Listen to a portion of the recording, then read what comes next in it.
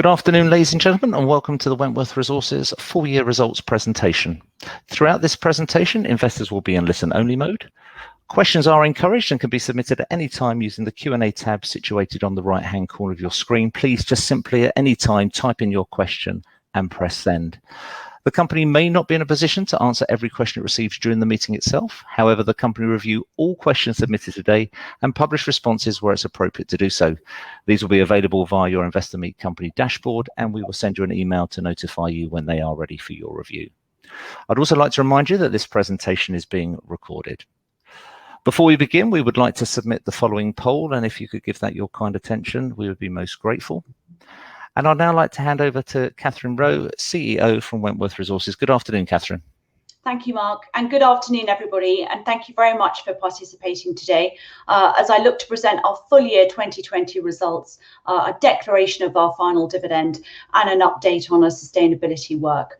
I do have a presentation to run through, so I would appreciate your time in listening to that, and then I would be delighted to take Q&A after the presentation. I propose to take my camera off while I go through my presentation and the slides, and then I'll come back to see you all again for questions. So as I said, we announced this morning our full year 2020 results, and I'm just going to walk through an update with this presentation.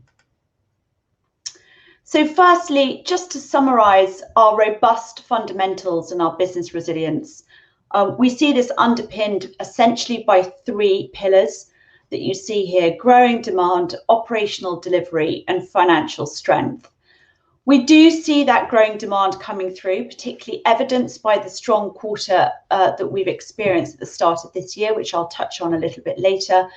And that's really driven by the fact that Tanzania is very focused on growing, industrializing its economy, moving away from that agricultural base, and needing to support, in order to support that, needing low-cost, reliable energy to support that transition. We believe that natural gas is going to be a critical player in that energy landscape, and we are currently generating 30% of Tanzania's power alongside our partners from the Mnazi Bay asset. So it's that strong economic outlook and the regional projected GDP growth that we believe will support our ongoing growth in our domestic gas production. In terms of operational delivery, we announced production average 65 million cubic feet per day for the full year last year, which was in line with our guidance set at the start of 2020 before COVID-19 and the effects of the global pandemic really were really understood. So we were pleased to be able to report production within that original guidance range. We increased capacity from the existing wells throughout our work program that was committed again pre-COVID and sustained throughout all of that challenging macro backdrop. And that's allowed us to see volumes for the first time in excess of 100 million cubic feet per day on a sustained basis, with a record high of 110 million cubic feet per day. We maintain our low operational cost of production. And we also announced our 2P gross reserves of 90.8 BCF earlier this year with the publication of our annual reserves report, which also provided that post-tax NPV 10 of $117 million. This really also helps support the financial strength of the business, with us reporting today revenues of $18.9 million, which is really underpinned by those long-term fixed gas contracts that we have, allowing us to have zero exposure to commodity price volatility. Our last payment of debt was made in January last year, and we've been debt-free since then, and being able to enhance our cash position with the $17.8 million at the end of the year. That work program for this year will continue in a limited way, but also with a view to being able to sustain those volumes that we just talked about a moment ago, the higher level volumes. And it's this financial strength that's really enabled us to declare our final dividend today of $2.6 million, which would bring a total distribution for the financial year of $3.8 million, which is a year-on-year growth of 27%, as we paid $3 million in distributions for the financial year 2019. And that, we think, is a healthy yield of around 7%. Also enabling that ability has been constant payments by TPDC, who remain fully current with their payments, and that continued throughout the whole of last year, regardless of the challenging macro economic backdrop. So just going through this in a little bit more detail in terms of our 2020 business review. We did have a strong performance, and as we all know, 2020 was a very difficult year for everybody. And it's that made health and safety our absolute #1 priority. It was essential for us to ensure that all of our workforce and staff were protected against the pandemic, which we were very successful in doing, and saw no operational disruption due to the effects of the pandemic. Simultaneously, we were also able to celebrate our 4th consecutive year with no lost time incidents, which was an achievement we're proud of at Mnazi Bay. The dividend I've just mentioned, again, it's that ability to increase our sustained policy, and also to set an example for a progressive policy going forward, that's enabled us to declare an increased dividend today. And since the launch of our dividend policy only in September 2019, we've returned just under $7 million to shareholders. And this, to us, underpins our financial discipline and our commitment to that sustained capital returns. Production, we talked about being in line with guidance. We do see some demand recovery from 2021 and have set a prudent guidance range of 65 to 75 million cubic feet per day, which remains unchanged. Our 2020 work programme, I mentioned this a moment ago, this was really essential because it enabled us to be able to demonstrate that we are capable of supplying higher volumes in excess of that 100 million cubic feet per day when the demand is there. And we've been able to respond very quickly as a result of the workover commitment and work in the field last year.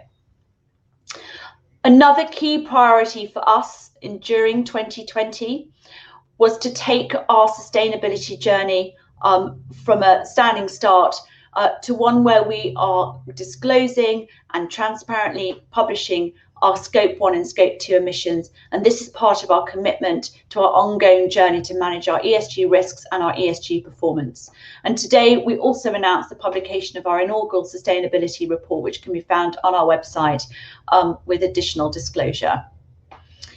So it's these factors together which make our business supporting the government of Tanzania as a partner to look to grow our volumes to support the government in their goal to achieve universal access by 2030.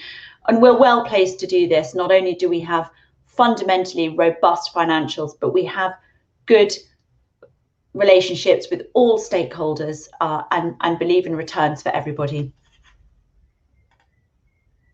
So just a little bit more on Mnazi Bay. You see here on the right, the chart just gives you the historical volumes of production. And again, we are looking to achieve higher volumes in 2021 than we saw in 2020. We just talked about the Tanzania commitment to deliver universal access, and it's that increase between now and 2030 where we see the most opportunity for growing our production volumes. And we're well positioned to do that with our strong track record and strong in-country stakeholder relations. It's really important to us that the field was able to demonstrate those higher volumes, and we have reached an all-time production high of 110.65 million cubic feet per day this quarter. And we're able to sustain those levels with our existing 5 wells without additional significant capex. I think what we're also seeing as the political shifts in Tanzania, we're seeing a positive approach towards COVID-19 in terms of responding to managing the pandemic, and also a positive sentiment towards foreign direct investment, which will help support our own growth ambitions. So we believe that delivering a low carbon domestic energy supply not only achieves profitable returns for our shareholders, but also supports the country's socio-economic development and decarbonisation, and being able to support a developing country in a low carbon way as possible really is the best of both worlds as far as we're concerned. Financial strength. I would like to touch on this because I think against a backdrop of a difficult sector and difficult performance for many companies, actually Wentworth has gone from strength to strength.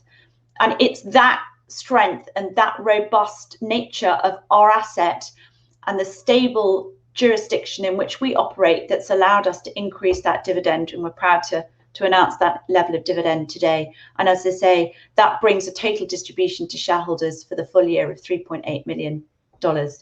Strong revenues were reported, and we do retain fiscal discipline. We try to reduce G&A costs as much as possible whilst maintaining optimal efficiencies. We do have minimal capex for this year in the field, which enables us to enjoy those higher volumes without additional pressure on capital. Cash generation remains ongoing, and that's really driven by those lack of receivables and those regular payments received for our gas sales, and those continuing to come through very strongly and regularly. And without any debt service, it's enabled us to plan for the future. Market fundamentals. This is really why we're here. We believe in the development of Tanzania, and we believe that economy will move towards an industrial economy in the next 10 years, and it's this opportunity that we're well placed to capitalize on, and it's why we're here. Slide 9, this just tries to demonstrate the direction of travel, the journey that we've been on with Wentworth since material production started into the new pipeline in 2015. We produced small volumes and continue to produce small volumes to our local power station in Mtwara to support the local community near to our Mnazi Bay asset. But material production really started in 2015 into the brand new infrastructure, the National Natural Gas Infrastructure Pipeline. And this pipeline is the largest natural gas infrastructure in the whole of East Africa. And again, it just goes to show Tanzania's commitment to driving its economy through low-cost, reliable natural gas power with the commitment of that infrastructure project. And we've been supplying into that, as you can see, since 2015 and moving up material volumes. Our dividend, I have touched on this, but it really is a differentiator for us, particularly in our marketplace. In our E&P peer group in the London market, we are actually only one of 3 AIM-listed companies that are committed to paying a dividend, and we're only one of 7 in the whole of the London-listed market in our sector. So we really feel this is a genuine differentiator, particularly with the ability to have a progressive policy and be able to increase this by a material amount, 27% year on year. And as I say, we think that this is a healthy yield of around 7%. And again, it's testament to the quality of the asset and the jurisdiction in which we operate. So that is an overview of our performance for last year. We do have some other updates that I would like to touch on that were announced this morning. So in terms of succession planning for our board, as signalled to the market previously, we have moved towards a more UK-style governance and adopted the QCA since we re-domiciled the company and undertook a restructuring in 2018. And as part of that journey, we are continuing our board refreshment, and Bob McBean will be retiring as our chairman at the forthcoming AGM in June. John Bentley, a long-serving, huge contributor on our board for many, many years, 9 years, will also be stepping down during this year and has committed to helping support the board in their recruitment for at least 1 new non-executive director to be appointed during this year. And we're really looking with the aim of bringing further diversity to our board including individuals with a bit background in Tanzania or the wider East Africa region. And Tim Bushell, our current deputy chairman, will become our non-executive chairman. And again, this is all part of the planned succession changes that we documented last year and are putting in place as shareholders would expect this year. So what do we do with this strengthening position? We find ourselves in a very strong and robust position, and how do we leverage that strength to grow our business, which is very much the ambition. So we have to first and foremost look at optimizing our existing asset. We're very fortunate that we have a very high quality asset that's continuing to perform exceptionally well for us, and we are looking at optimizing production from that asset. For the last 2 or 3 years particularly, we've been very closely monitoring field production, and it's this that's been enabled us to respond in those demands very quickly that I mentioned earlier. When we see demand coming through to north of 100 million, we're able to adjust very quickly and supply into that increased demand. And it's through these work programs that we have agreed with our operator that we're able to do that. So we are looking at our field development plan with More and Prom over the next few years to really look to optimize that asset. And what I mean by that is look to put further investment in the field to drive volumes higher than they currently are. And that will include some CapEx that we expect to come in around 2023 or 2024. But we're also looking at new opportunities outside Mnazi Bay. So we want to increase our footprint in Tanzania, and we want to expand beyond that regional growth in Mtwara.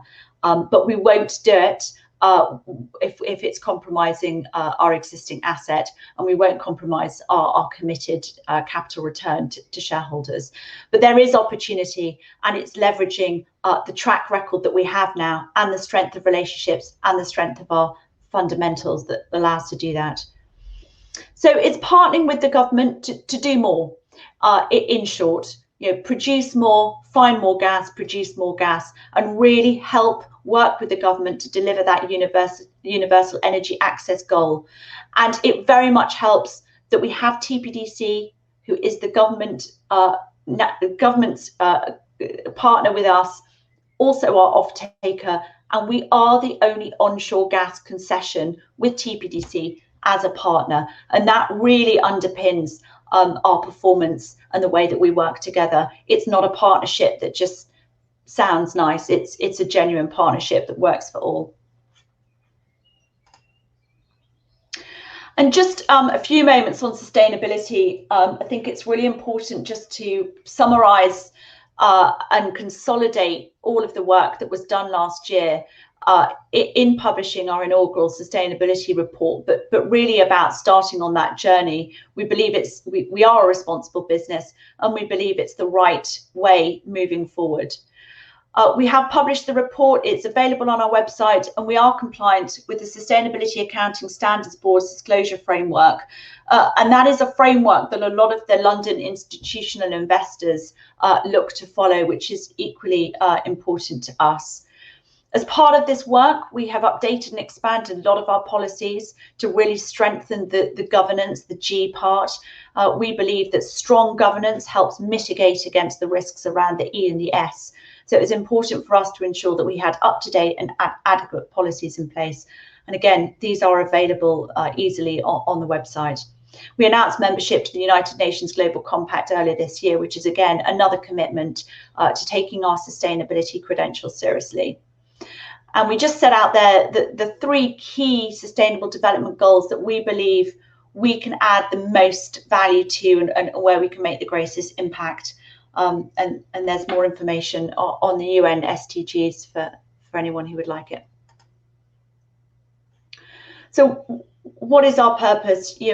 This, again, more can be found in our report, but it really is to help power Tanzania's economic growth and energy transition, and also to improve livelihoods. There's a huge positive social impact with our business. We are improving basic needs for Tanzanian citizens who have historically had no access to electricity and no access to basic amenities that we may all take for granted. I set out some summary points from our report here. And again, I would encourage you to look into our report in more detail on the website. We'll just touch on the environmental performance because, again, this is really important given the nature of our energy transition globally. And it can't be dismissed even in the developing world. However, we have the best combination of a low carbon solution whilst also delivering energy access in a developing world. That doesn't mean that we don't need to take reducing our carbon footprint seriously, which we do. Obviously, where we've managed to get to is to measure and disclose our Scope 1 and Scope 2s. And our priorities for this year, which are already underway, is finding ways to identify even further reducing and mitigating that carbon footprint. So just possibly to finish up, I will just touch on our outlook for this year. We have a robust business that is capable of growth going forward, and that's what we're really excited about. We're very well placed to be able to do that, and we have a very strong and sustainable outlook for this year. We're committed to that dividend that we talked about. We've set a responsible target setting guidance range, which we will review again at the mid-year. We typically have a weaker Q2 because of seasonality. And by that, I mean that we tend to get heavy rains in Tanzania during April and May. And that's when the hydropower tends to be at full capacity, which displaces some of the demand for our natural gas.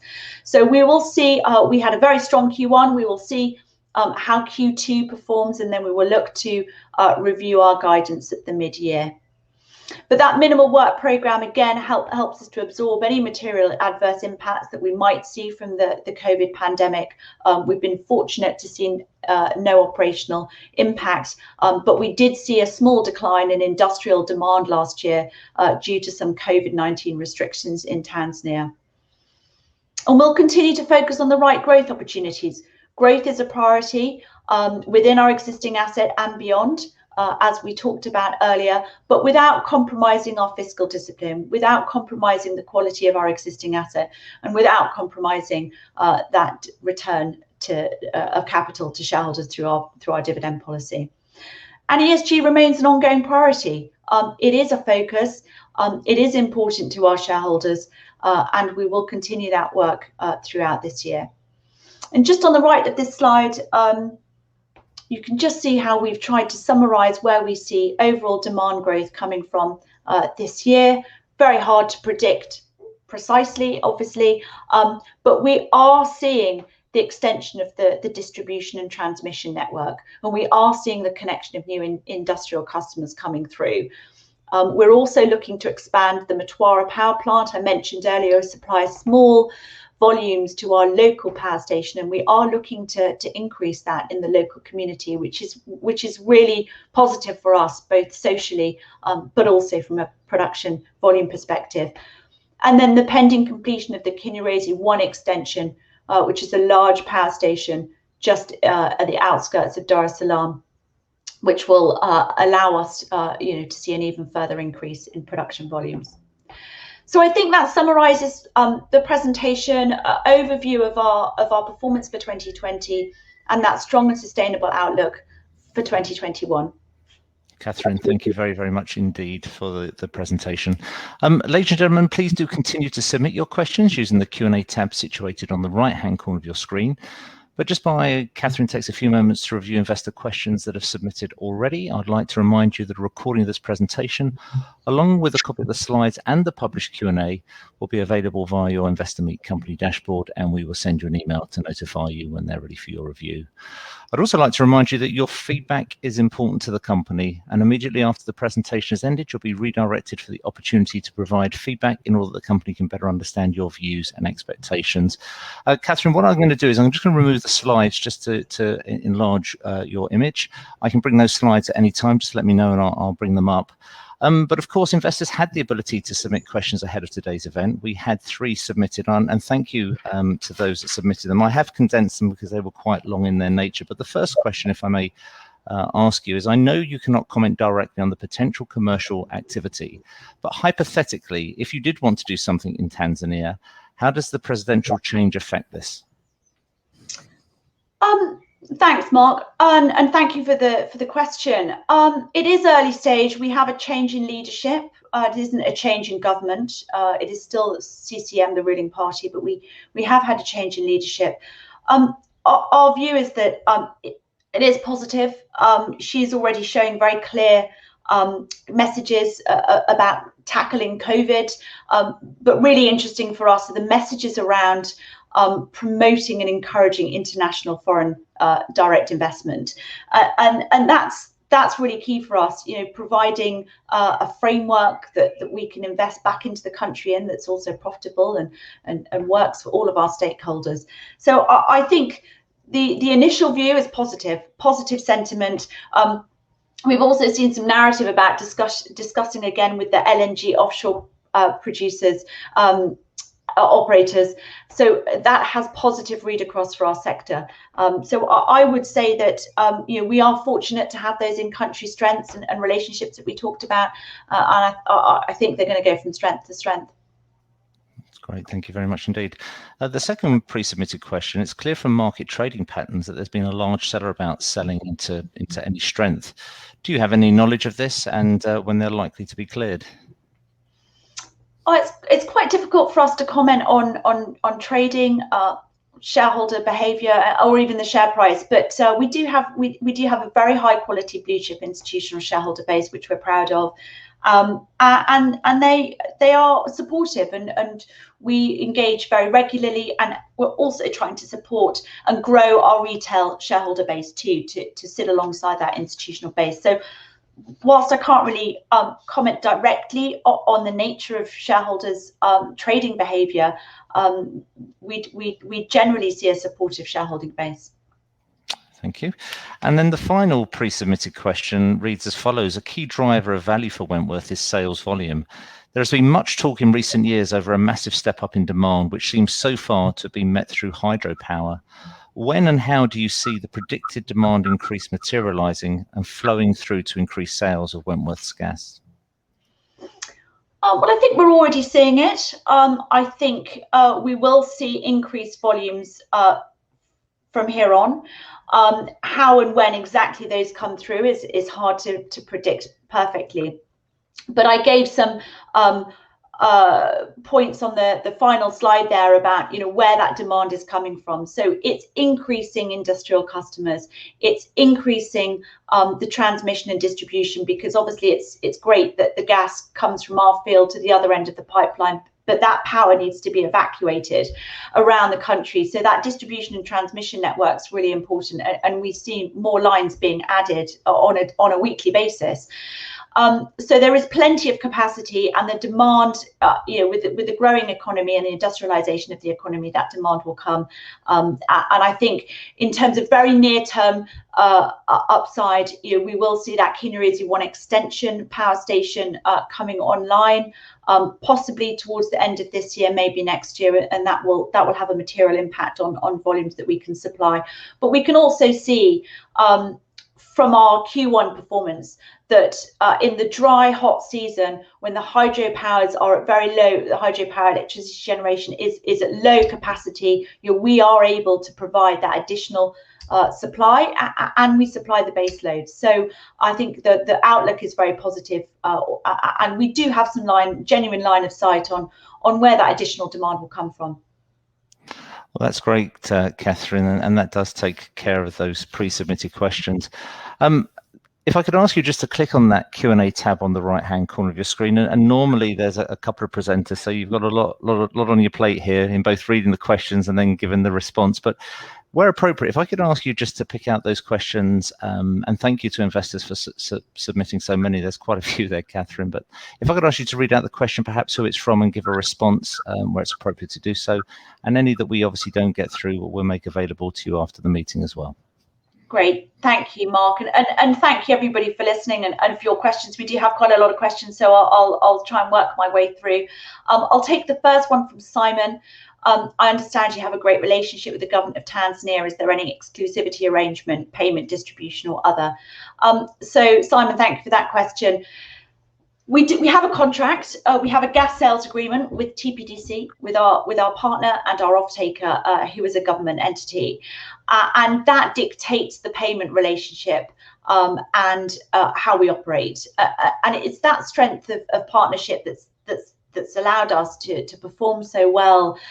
I think I referenced it in the presentation. We are the only onshore gas concession with TPDC as a joint venture partner, as well as the off-taker. They sit on both sides of the table, and I think that goes a long way to showing why we're successful in delivering gas sales and being paid for them. So we don't have an exclusive arrangement, but we have a unique opportunity and we have very unique relationships. And this is a relationship-driven environment. So, you know, without those relationships, it's hard to make progress. So another question from Ryan. Welcome the distribution of dividends, but could the company use the cash to expand further, either organically or through acquisitions? So Ryan, thank you. Yes, I believe we can do both. I believe that Wentworth has a really unique opportunity of being able to deliver capital returns in our growth, but also income growth through the dividend policy. And one of the reasons we put the dividend policy in place not only was to demonstrate that fiscal discipline, which, you know, has possibly been lacking in our sector, but also to just demonstrate confidence about Tanzania and our asset. It's very ambitious for a single asset non-operated business in a jurisdiction like this to be paying such a healthy dividend and to be committed to a progressive dividend. We're really proud of that because it clearly differentiates us. So it doesn't mean that we then don't look at expansion inorganically through acquisitions and elsewhere. We believe we can do both. And we perform a capital allocation policy internally to determine the correct level of our dividend to allow us to be able to pursue both a capital growth and an income yield. Ingemar, thank you for your question. Please comment on the outlook of a license extension. Our current license continues until 2031. So that's the existing license. We have another 10 years. When I mentioned earlier about major investment, which we are looking to undertake probably in 2023 or 2024, we clearly would like some comfort that we are able to recover the costs. We have a cost recoverable PSA, and what that means is that every dollar we spend in the field ultimately is recovered through our cost recovery mechanism. So it is important to us that we are extended beyond 2031, and it's discussions that are ongoing. It is part of the wider conversation about our work program and reinvesting back into the field, and that's where the partnership has to work both ways. So it is something that we are working on in real time. John, please could you give us 3 reasons why I should invest in you? Sure. I think one, we have a unique position in Tanzania. Tanzania is going to fundamentally change in the next decade, and we are well positioned as the domestic onshore gas producer to take advantage of that growth. It's going to take some time for that offshore deep water, very capital intensive gas to be developed. And Tanzania, frankly, is going to need as much low cost reliable energy as it can access. And that's exactly what we're here to do, to work with the government. So I would say 1, unique opportunity in Tanzania. I would say 2, the dividend, that healthy yield that's hard to find elsewhere in a company that could also, we believe, deliver capital growth. So you have the benefit of the yield and the capital growth potential. And thirdly, I would say we are refreshingly different. We seek to be transparent, open, lean, fiscally responsible, disciplined, and taking our ESG credentials seriously. And I think that, coupled with the dividend, really makes us stand out from our peer group. John, you also asked current major shareholders. They are institutional. We are, again, fortunate to have such supportive shareholders, blue chip institutions for a company our size. We work hard to maintain that register. And as I said also earlier, we're looking to improve our retail audience and retail reach to complement the institutions. It's really great to have the balance of both. And that's what we're motivated to try to achieve. David, question from you on leveraging debt or equity. We have an unlevered asset which has a full GSA, a full gas sales agreement, which means that it's very capable of supporting plain vanilla type debt. We don't propose to do that on a standalone basis. We don't see the need. We can support our existing work commitments in the field with our internally generated cash flow. So we've worked very hard over the last few years to deleverage, pay down that debt, and we find ourselves now in the fortunate position of not having to service any debt, and in the absence of a major development in the asset or elsewhere, we don't see an immediate need to take on more debt. Equity. Again, the challenge here is obviously we believe our value is discounted in the market today. Another reason to invest, actually, clearly we trade much lower than the NPV 10 number of 116.6 million that we talked about earlier in the presentation. There's clearly a disconnect there that we believe that gap should close as we can continue to demonstrate the resilience of the business and the growth in demand clearly. Abby, I think you asked if what is the life of the assets. As maybe I mentioned before, we have our license until 2031. We do have an option to renew when we get to that stage in our agreement, but we would look to secure that before the end of the license term in 2031. Question from Carl Arn. 3 weeks into April, how has production been so far, and what are the expected long-term forecasts for the coming weeks? Obviously, we announced Q1 guidance, Q1 production today, which has been very strong, 85 million cubic feet per day for Q1, our strongest ever quarter, with record highs, and March particularly.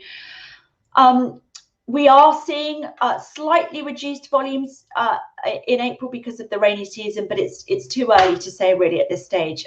So as I said before, we will be looking to update at the mid-year or following Q2.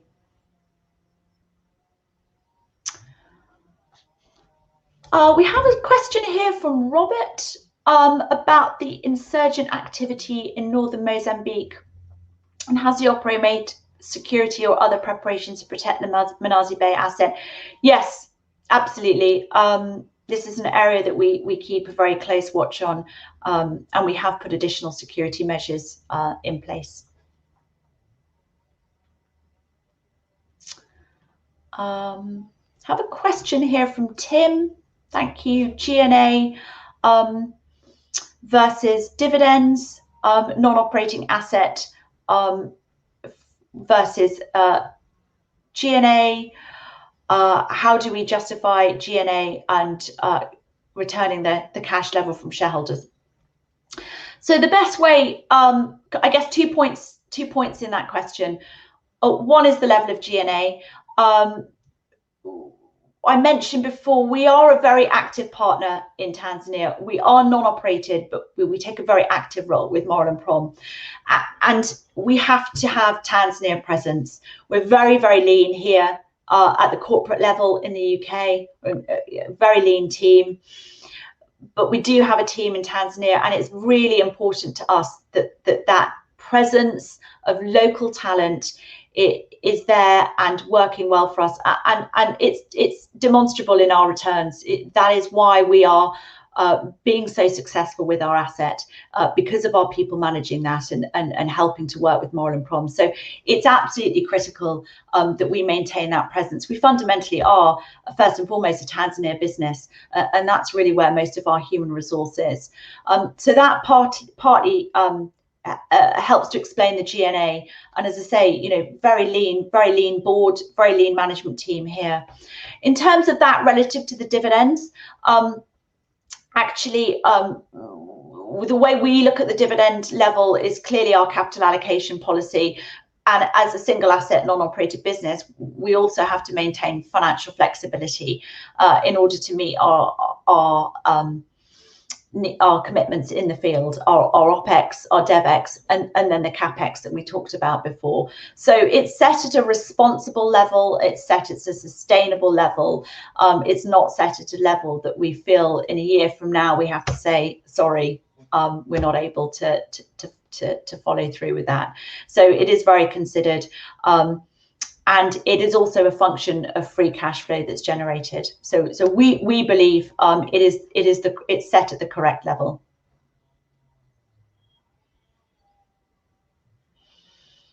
I think we have one question. Sorry, Mark. We have another question from Ingemar. Development on outstanding invoices from Tanesco. Yes, so we've been very current with TPDC, which is our main off-taker and the source of the majority of our gas revenues. TPDC are in arrears, and we're working with them. It's relatively small in terms of our revenue. It equates to less than 1 month's TPDC invoice, and we are working with them to try to resolve this. Catherine, thank you very much indeed. Obviously, you've been very generous with your time to answer those questions, and given you're on your own and presenting, just to give you if there's anything further, obviously thank you to all the shareholders for submitting those questions, and any that we haven't managed to get around to, we'll make available to Catherine and the team, and where appropriate, provide responses. Catherine, I guess unless there's anything further, perhaps I could ask you for a few closing comments. I know investor feedback is particularly important to you, and then we'll redirect investors to provide that. Yeah, thank you, Mark, and thank you everybody for taking the time to listen today and to submit your questions. And as you say, Mark, investor feedback really is important to us. Access to all our shareholders, particularly with these restricted times, is important to us. We value your feedback. But I would say that, very proud to have a business. For shareholders who've joined us today and for non-holders, please do keep an eye on our progress. We do feel we have a unique position and a great future going forward. So thank you again for your time. Thank you. Catherine, thank you very much indeed for updating investors today. Could I please ask investors not to close the session, as you'll now be automatically redirected for the opportunity to provide your feedback. If you access this meeting from our website, then the feedback page will appear. If you access this meeting via the link sent you by email, you'll simply be asked to log back in to submit your feedback. If you could just give a few moments of your time, I think that would be highly valued by the company. On behalf of the management team of Wentworth Resources, I'd like to thank you very much for attending today's presentation. That now concludes today's session, and good afternoon to you all.